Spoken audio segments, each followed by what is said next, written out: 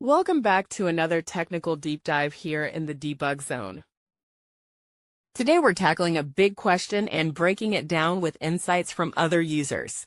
Hopefully this clears up some misconceptions and helps you get the answer you need.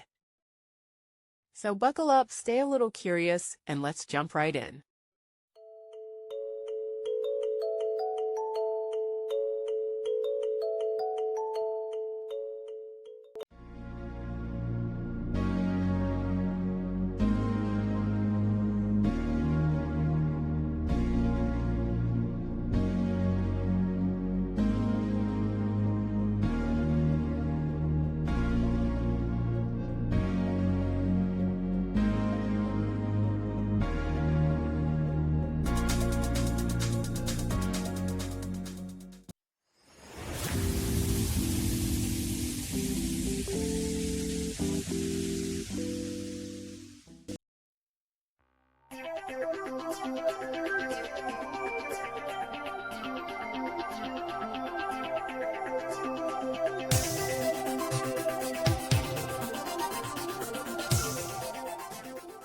And that's a wrap.